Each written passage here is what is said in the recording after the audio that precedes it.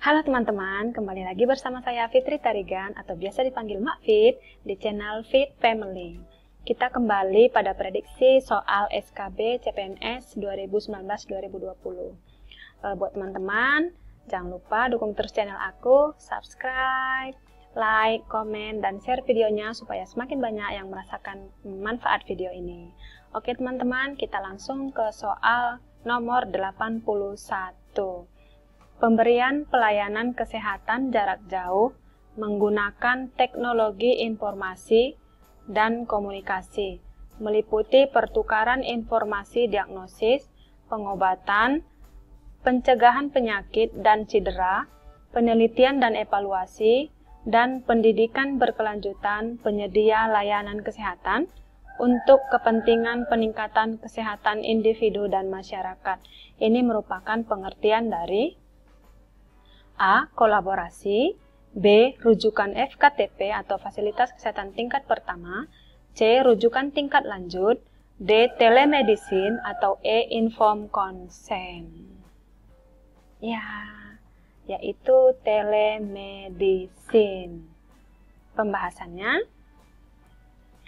di mana telemedicine ialah pemberian pelayanan kesehatan jarak jauh oleh profesional kesehatan dengan menggunakan teknologi informasi dan komunikasi, meliputi pertukaran informasi, diagnosis, pengobatan, pencegahan penyakit dan cedera, penelitian dan evaluasi, dan pendidikan berkelanjutan penyedia layanan kesehatan untuk kepentingan peningkatan kesehatan individu dan masyarakat.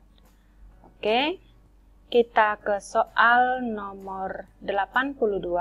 Puskesmas meliputi di bawah ini, kecuali ruang lingkup pedoman manajemen puskesmas meliputi di bawah ini, kecuali A. Perencanaan, B. Penggerakan dan pelaksanaan, C. Pengawasan, pengendalian, dan penilaian kinerja, D. Pemanfaatan kinerja, atau E. Dukungan Dinas Kesehatan Kabupaten atau Kota dalam manajemen puskesmas. Berarti kecuali yang tidak termasuk ke dalam pedoman manajemen puskesmas. Ya, yaitu D. Pemanfaatan kinerja. Pembahasannya, ruang lingkup pedoman manajemen puskesmas ada 4. Yang pertama perencanaan, 2. Penggerakan dan pelaksanaan, 3. Pengawasan, pengendalian, dan penilaian kinerja, dan yang keempat, dukungan Dinas Kesehatan Kabupaten atau Kota dalam manajemen puskesmas. Berarti kecuali yang D ya teman-teman, pemanfaatan kinerja. Poin A, B, C, dan E merupakan ruang lingkup pedoman manajemen puskesmas. Oke, kita ke soal nomor 83.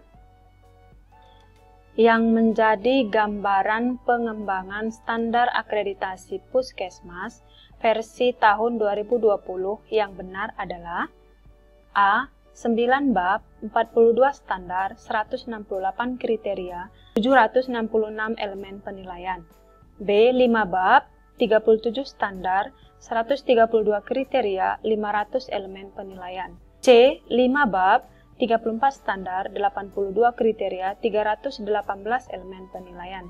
D. 5 bab, 42 standar, 168 kriteria, 766 elemen penilaian, atau E.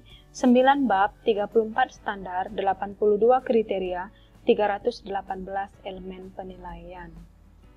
Nah, ini tentang akreditasi. Ya, yaitu C. 5 bab, 34 standar, 82 kriteria, 318 elemen penilaian. Nah, di sini teman-teman harus lihat bahwa yang ditanyakan di sini adalah akreditasi puskesmas versi tahun 2020. Nah, tahun 2020 yaitu C. Pembahasannya untuk yang versi 2015 yaitu 9 bab, 42 standar, 168 kriteria, dan 766 elemen penilaian. Nah, versi 2019-nya 5 bab, 37 standar, 132 kriteria, dan 500 elemen penilaian. Kemudian yang versi 2020 yaitu 5 bab, 34 standar, 82 kriteria, dan 318 elemen penilaian. Sehingga jawabannya ialah C. Oke, kita ke soal nomor 84. Dalam upaya peningkatan mutu pelayanan puskesmas, wajib dilakukan akreditasi secara berkala minimal 3 tahun sekali. Dalam upaya peningkatan mutu pelayanan rumah sakit, wajib dilakukan akreditasi secara berkala yaitu minimal berapa tahun sekali? A. 2 tahun sekali, B. 3 tahun sekali, C. 4 tahun sekali, D. 5 tahun sekali, atau E. 6 tahun sekali. Ya, yaitu 3 tahun sekali. Pembahasannya, dalam upaya peningkatan mutu pelayanan rumah sakit, wajib dilakukan akreditasi secara berkala minimal 3 tahun sekali. Nah, sama dengan puskesmas, yaitu akreditasi minimal 3 tahun sekali. Oke, kita masuk ke soal 85. Visi Kementerian Kesehatan sesuai edaran Menteri PPN garing Bappenas nomor B899-MPPN-SES-PP .03.02/12/2019 tanggal 20 Desember 2019 adalah. Nah, di sini yang ditanya ialah visi Kemenkes. A. Memperkuat upaya kesehatan yang bermutu dan menjangkau seluruh penduduk Indonesia. B. Memberdayakan masyarakat dan mengharusutamakan pembangunan kesehatan. C. Meningkatkan ketersediaan, pemerataan, dan mutu sumber daya kesehatan. D. Memantapkan tata kelola pemerintahan yang baik, bersih, dan inovatif. Atau E. Terwujudnya masyarakat sehat, produktif, mandiri, dan berkeadilan untuk menuju Indonesia maju yang berdaulat, mandiri, dan berkepribadian berlandaskan gotong royong. Nah, teman-teman, di sini yang ditanya ialah visi Kemenkes. Visi Kemenkes, ya, yaitu E. Terwujudnya masyarakat sehat, produktif, mandiri, dan berkeadilan untuk menuju Indonesia maju yang berdaulat, mandiri, dan berkepribadian berlandaskan gotong royong. Ini merupakan visi Kemenkes, sedangkan poin yang A sampai dengan D ini merupakan misi dari Kemenkes. Pembahasannya ialah, nah ini dia visi Kemenkes sesuai edaran Menteri PPN, yaitu terwujudnya masyarakat sehat, produktif, mandiri, dan berkeadilan untuk menuju Indonesia maju yang berdaulat, mandiri, dan berkepribadian berlandaskan gotong royong. Nah, teman-teman jangan hanya terfokus pada visi saja yang teman hafal atau teman pahami. Teman-teman juga harus tahu misi dari Kementerian Kesehatan. Nah, ada 4, yaitu di Renstra 2020-2024. Nah, karena ini berbeda dengan Renstra 2015-2019. Jadi ini yang terupdate. Oke, teman-teman, kita ke soal nomor 86. Untuk mencegah penyakit tidak menular atau PTM, pemerintah mencetuskan aksi cerdik. Penjelasan yang benar tentang cerdik adalah kecuali A. Cek kesehatan secara rutin. B. Enyahkan asap rokok. C. Rajin aktivitas fisik. D. Imunisasi sesuai jadwal. Atau E. Kelola stres. Cerdik, ya, yaitu kecuali yang D. Imunisasi sesuai jadwal. Nah, penjelasan dari cerdik itu yang C. Cek kesehatan secara rutin. E. Enyahkan asap rokok. R. Rajin aktivitas fisik. D. Diet seimbang. I. Istirahat cukup. Dan K. Kelola stres. Nah, di sini bukan I-nya bukan imunisasi, tapi istirahat cukup. Oke, kita ke soal nomor 87. Undang-undang yang mengatur tentang sistem jaminan sosial nasional adalah A. Undang-Undang Nomor 44 Tahun 2009. B. Undang-Undang Nomor 40 Tahun 2004. C. Undang-Undang Nomor 35 Tahun 2009. D. Undang-Undang Nomor 52 Tahun 2009. Atau E. Undang-Undang Nomor 36 Tahun 2009. Ya, teman-teman, yaitu B. Undang-Undang Nomor 40 Tahun 2004 tentang SJSN atau Sistem Jaminan Sosial Nasional.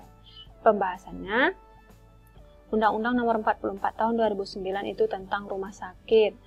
Nah, kemudian Undang-Undang Nomor 35 Tahun 2009 itu tentang narkotika. Undang-Undang Nomor 52 Tahun 2009 tentang perkembangan kependudukan dan pembangunan keluarga. Undang-Undang Nomor 36 Tahun 2009 itu tentang kesehatan.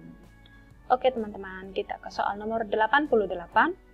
Kelompok penyakit tidak menular atau PTM berdasarkan sistem dan organ tubuh meliputi kecuali A. Penyakit keganasan, B. Penyakit endokrin, nutrisi dan metabolik, C. Penyakit sistem saraf, D. Penyakit tuberkulosis, E. Penyakit sistem pernapasan. Nah, teman-teman, di sini di soal kelompok penyakit tidak menular atau PTM. Nah, berarti yang A ya termasuk, yang B termasuk, yang C termasuk, yang D ini masuk ke dalam penyakit menular. TBC itu bukan PTM. Yang E itu penyakit sistem pernapasan. Ya, teman-teman, yaitu B. Penyakit tuberkulosis, kecuali penyakit tuberkulosis. Oke, ini dia pembahasannya. Kelompok PTM berdasarkan sistem dan organ tubuh meliputi penyakit keganasan, penyakit endokrin, nutrisi dan metabolik, penyakit sistem saraf, penyakit sistem pernapasan, penyakit sistem sirkulasi, penyakit mata dan apnea, penyakit kulit dan jaringan subkutaneus, penyakit sistem muskuloskeletal dan jaringan penyambung, penyakit sistem genitourinaria, penyakit gangguan mental dan perilaku, serta penyakit kelainan darah dan gangguan pembentukan organ darah. Oke, kita ke soal nomor 89. Sistem Jaminan Sosial Nasional atau SJSN diselenggarakan berdasarkan pada prinsip A. Kegotong royongan dan nirlaba, B. Keterbukaan dan akuntabilitas, C. Kehati-hatian dan portabilitas, D. Kepesertaan bersifat wajib dan dana amanat, atau E. Semua benar. Ya, yaitu semua benar. Ini dia pembahasannya. Sistem Jaminan Sosial Nasional atau SJSN diselenggarakan berdasarkan pada prinsip kegotong royongan, nirlaba, keterbukaan, kehati-hatian, akuntabilitas, portabilitas, kepesertaan bersifat wajib, dana amanat, dan hasil pengolahan dana jaminan sosial dipergunakan seluruhnya untuk pembangunan program dan untuk sebesar-besarnya kepentingan peserta. Oke, kita ke soal nomor 90. Badan Penyelenggara Jaminan Sosial atau BPJS harus dibentuk dengan undang-undang. Yang dimaksud Badan Penyelenggara Jaminan Sosial adalah kecuali A. Perusahaan perseroan atau persero jaminan sosial tenaga kerja atau Jamsostek, B. Perusahaan perseroan atau persero dana tabungan dan asuransi pegawai negeri atau TASPEN, C. Perusahaan perseroan atau persero asuransi sosial Angkatan Bersenjata Republik Indonesia atau ASABRI, D. Perusahaan perseroan atau persero asuransi kesehatan Indonesia atau ASKES, E. Asuransi kecelakaan dan kematian peserta atau AK2P. Kecuali, ya, kecuali yang E. Asuransi kecelakaan dan kematian peserta atau AK2P. Pembahasannya, Badan Penyelenggara Jaminan Sosial sebagaimana dimaksud pada ayat 1 itu ialah Jamsostek, TASPEN, ASABRI, dan ASKES. Berarti kecuali yang E ya teman-teman. Oke, sekian dulu video dari saya tentang prediksi soal SKB tahun 2019-2020. Mudah-mudahan video ini bermanfaat dan kita sekarang ini sama-sama menunggu keluarnya jadwal SKB. Untuk yang berharap bahwa SKB ditiadakan, segelintiran harapan saja karena tanggal 2 Mei lalu BKN sudah membuat surat edaran bahwasanya SKB itu akan tetap diadakan atau dilaksanakan. Kita tunggu kebijakan selanjutnya tentang jadwal SKB. Oke teman-teman, sampai bertemu di video selanjutnya, dan jangan lupa ya dukung terus channel aku, subscribe, like, komen, dan share videonya. Terima kasih, bye.